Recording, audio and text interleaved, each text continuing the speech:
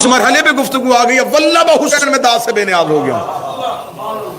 Be be شام لے آئی، یہاں رسول آنا چاہتے تھے، یہاں علی آنا چاہتے تھے، حسن کی خواہش تھی، حسین کی خواہش تھی۔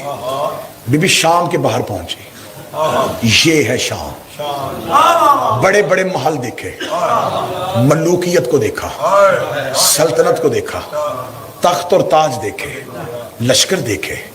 بی بی نے کہا اچھا یہ تھی وہ طاقت جو میرے بابا کے خلاف تو نے 42 سال اکٹھی کی، یہ تھی وہ طاقت جو تو نے حسن کے خلاف استعمال کی۔ اس گھر میں بیٹھ کے سازشیں کرتا تھا، یہاں سے مشیر بھیجتا تھا، یہاں سے گورنروں کو خط لکھتا تھا۔ بی بی نے کہا پھر اب میری بھی جنگ دیکھنا، رسول کا قاتل چھپے گا، علی کا قاتل چھپے گا، حسن کا قاتل چھپے گا، اب میں تم سے بدلہ لوں گی، اب میں تمہیں گالی نہ بناؤں، مجھے زینب نہ کہنا۔ اب جو اس تخت میں بیٹھا تھا اسے عبرتناک شکست نہ دو، مجھے علی کی بیٹی نہ کہنا۔ اب بی بی فاتحانہ انداز میں، فاتحانہ انداز میں بی بی بازار شام کو رونتی ہوئی، بی بی ان کے بڑے بڑے قصر کو اپنے زمین بوس کرتی ہوئی، شہزادی رونتی ہوئی فاتح خیبر کی بیٹی اپنے خطبے کی تلوار کو، بابا جس بات پہ قابو رکھے گا ورنہ مجھے مجبوراً مصاحب کا رخ پڑنا، یوں خطبے کی تلوار کو بے نیام کرتی ہوئی، اپنے لفظوں کی دھار سے رگیں کاٹتی ہوئی شہزادی فاتح بن کے اس کے دربار میں داخل ہوئی۔ 42 سال سے چھپ کے بیٹھا تھا، اسی کا بیٹا تخت میں بیٹھا تھا، اس نے علی کی بیٹی کو آتے ہوئے دیکھا، اس نے شہزادی کو دیکھا، چہرے پہ وہی علی والا روپ، منہ میں وہی علی والی زبان، لہجہ بھی وہی علی والا، گفتار بھی وہی عباس والی۔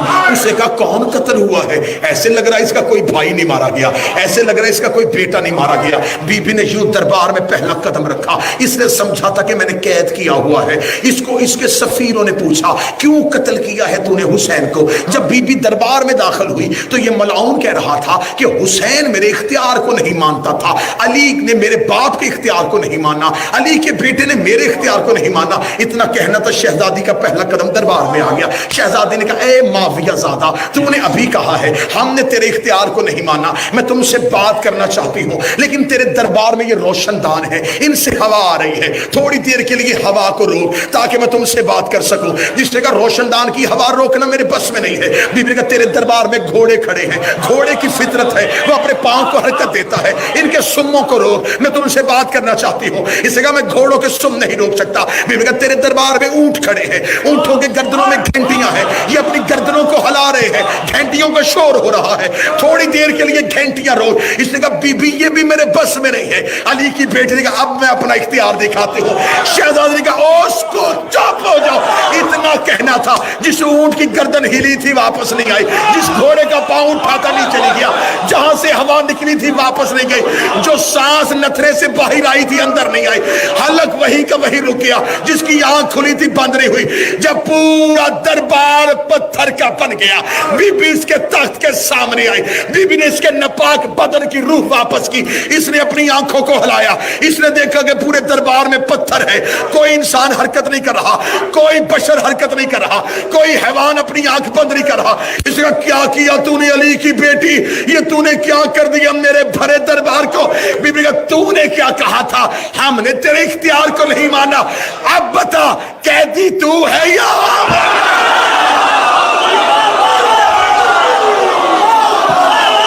قیدی تو ہے یا ہم ہے؟ اب بتا ہم نے تیرے اختیار کو نہیں مانا تھا یا تو نے ہمارے اختیار کو نہیں مانا تھا؟ ہم تو مشیت الہی کے پابند تھے۔ اس نے دربار میں چہرے پہ موت کی زردی لا کے کہا علی کی بیٹی تو نے میرے دربار میں ہر جسم سے جان کیوں نکال دی ہے؟ بی بی کہ سن انا اذان من اللہ،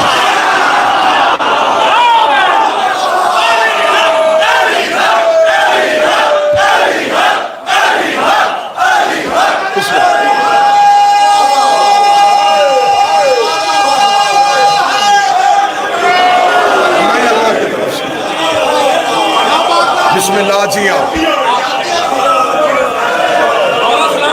مولا حسین انا اذان من اللہ ورسولہ، میں اللہ کی اذان ہوں، میں رسول کی اذان ہوں۔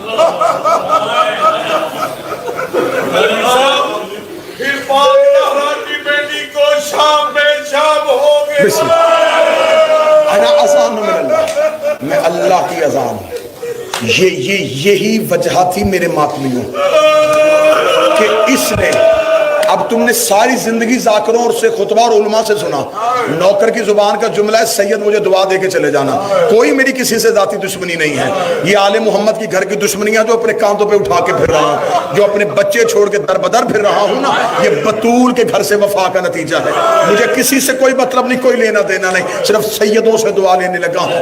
یہی وجہ ہے جب بی بی نے کہا نا میں اللہ کی اذان ہوں، اس نے شام میں اذانیں دلوانی شروع کی، اسی لمحے دربار میں اذانوں کی آواز گونجی کہ لوگوں کو پتا چلے کہ اذان یہ نہیں، اذان یہ ہے۔ اذانیں ہو رہی تھی اور اذان الہی رسیوں میں کھڑی تھی۔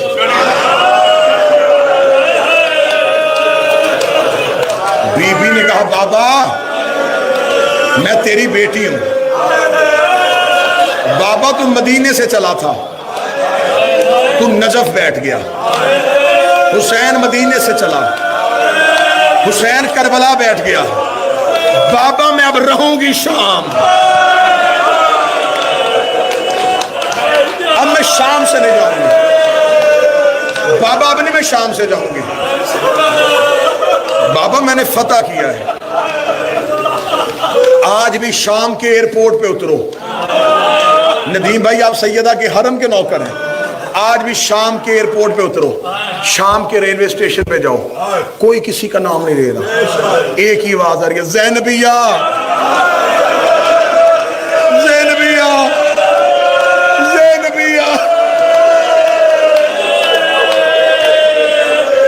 اللہ جانے کیسے فتح کیا شام۔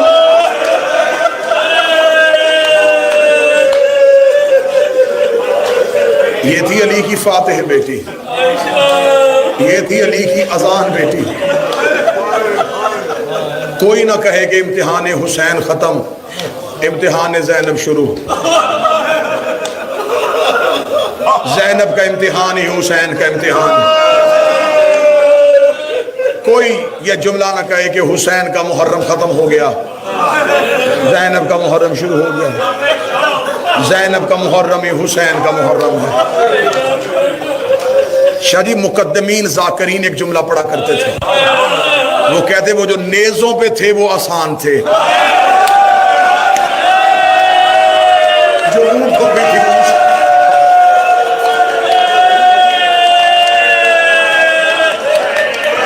بس اسی دربار کا ایک جملہ سن لو، وقت میں بہت زیادہ پڑ گیا، اللہ اس بارگاہ کو سلامت رکھے، اللہ اس کے منتظمین عہدیداران جتنے بھی ہیں، خدمت گزار شہزادی کسی کا محتاج نہ کرے۔ تم حسین کے گھر کی نوکری کرتے ہو، بی بی تمہیں کسی کا محتاج نہ کرے۔ میں ڈر گیا ہوں ماتمیوں سے، میں جملہ کھولوں گا نہیں، میں اشارہ کروں گا۔ یہ ملاؤن تخت پہ تھا، رسیوں میں تھی قرآن کی صورتیں،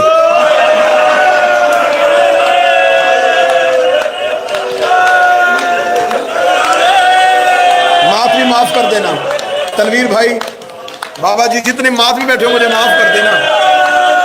عمران بھائی جو رسی یاسین کے گلے میں تھی وہی کوثر کے گلے میں تھی۔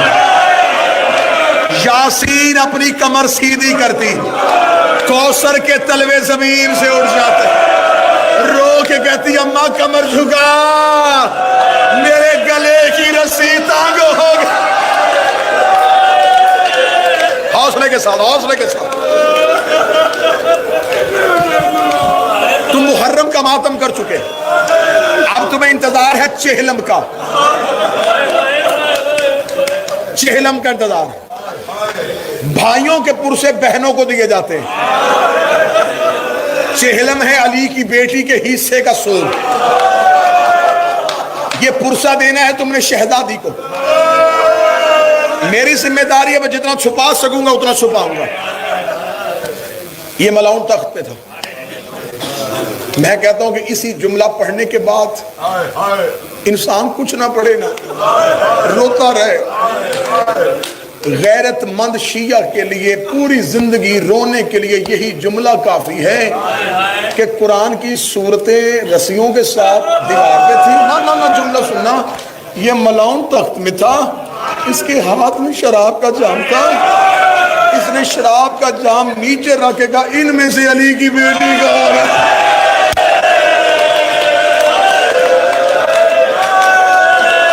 ان میں علی کی بیٹی کون ہے؟ میں نے پڑھ دیا نا, تم نے سن لیا. کوئی عباس کے دل سے پوچھے کہ عباس کی کیا حالت ہوئی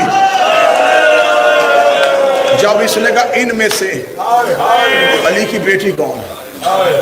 ایک ملعون دائیں کھڑا تھا, اس نے کہا وہ جو سب سے آخر میں سفید سر والی ضعیفہ ہے نا, وہ ان کی کنیز ہے, اس کی کمر کے پیچھے سر رکھ کے جو کھڑی ہے نا, وہ علی کی بیٹی ہے. اس نے کہا یہ سفید سر والی ضعیفہ کون ہے؟ کہنے لگا یہ ان کے گھر کی کنیز ہے. اس نے کہا کنیزیں پیچھے کھڑی ہوتی ہیں, یہ اپنی مالکن کی آگے کیوں کھڑی ہے؟ اس نے کہا ہم نے پورے رستے سے بڑا مارا ہے, اس نے بی بی کا پردہ نہیں چھوڑا. یہ علی کی بیٹی کے آگے سے ماتم کی تیاری کرنا تو سیدہ کے موقع, ہم نے پورے رستے بڑا ظلم کیا, اس نے علی کی بیٹی کا پردہ نہیں چھوڑا. اس نے کہا میں نہیں مانتا,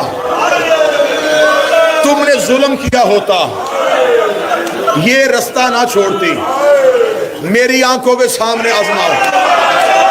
نہیں پڑھوں گا, مجھے پتا ہے تم نرم دل ہو, تم سے برداشت نہیں ہونا. اس نے کوئی لوہے کی چیز لی, یہ چلا, اب میں جملہ چھپانے لگا ہوں.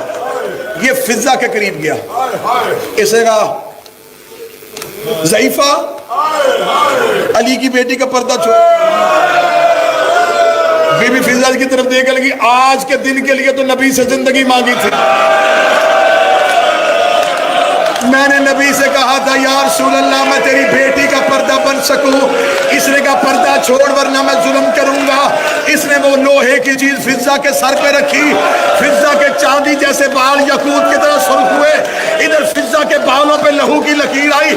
علی کی بیٹی نے فضا کی کمر پہ سر مارا, بی بی رو کے دی اماں پردہ چھوڑ دے, رو کے کہہ دی یا ماں نہ کہہ, یا ماں نہ کہہ, یا پردہ چھوڑنے کا نہ کہہ. مجھے بتا آج تیری ماں ہوتی وہ تجھے اس نجس ترین ماحول میں بغیر پردے کے چھوڑتی؟ مر جائے گی فضا, نہیں چھوڑے گی تیرا پردہ. اور سید و احسان مانو فضا کے, اس نے پورے بازار شام میں اپنا پاؤں نہیں بدلا. یہ کہتی تھی میری غیرت کا وارہ نہیں کرتی, میں پاؤں اٹھاؤں کسی بے غیرت کی نظر زینب کے پاؤں پہ چلی.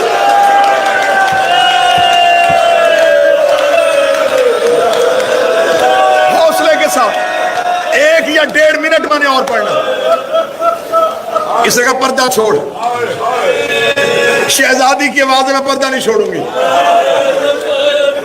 اب چاندی جیسے بال یاقوت کی طرح سرخ, فضا کے بالوں میں لہو کی لکیر, ہاتھوں میں رسیاں. دربار میں آ کے ایک دفعہ دائیں دیکھا, بائیں دیکھا. اس دربار میں کوئی حبش کا رہنے والا ہے؟ 300 حبشیوں نے تلواریں کھینچ لی. ایک بوڑھا حبشی کمر پہ ہاتھ رکھ کے چلا. فضا کے قریب اگر تو نے صرف حبش والوں کو کیوں بلایا؟ اس دربار میں ہر ملک کے سپاہی ہیں. فضا دیکھ دی کون ہے تمہارے ملک کا بادشاہ؟ کہنے لگا مر گیا. ایک اٹھ کی بیٹی تھی, مدینے والے سیدوں کی نوکری کرتی. بی بی فضا دیکھ کے کہتی کیا نام ہے اس کا؟ نام کا کہنا تھا، یہ بوڑھا حبشی دے کے لگا تو قیدر نہ ہوتی، میں سر تن سے جدا کر دیتا۔ تجھے نہیں پتا لوگ شراب پی رہے ہیں،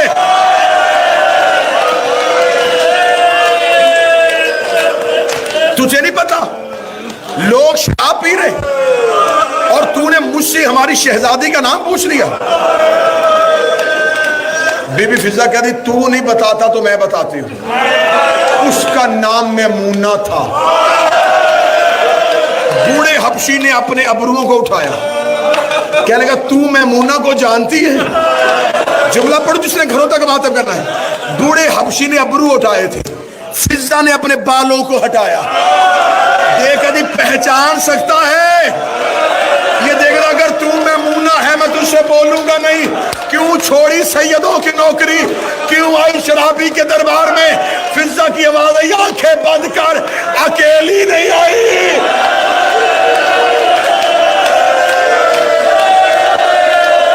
علی کی بیٹیاں میرے پیچھے کھڑی ہیں، سیدوں مجھے جملہ معاف کر دینا، اتنا کہنا تھا۔ بوڑھے حبشی نے اشارہ کیا، 300 حبشیوں نے تلواریں کھینچی، یزید کے تخت کو گھیرے میں لیا، لے کر اترو بغیرت تک سے نیچے۔ تو نے ہر کسی کی بیٹی کو علی کی بیٹیوں کی طرح لاوارث سمجھا ہے، اتنا کہنا تھا۔ زینب کڑیوں میں تڑپ گئی، رو کے کہا عباس فضہ کے وارث آ گئے، زینب کا کوئلہ۔ ماتم حسین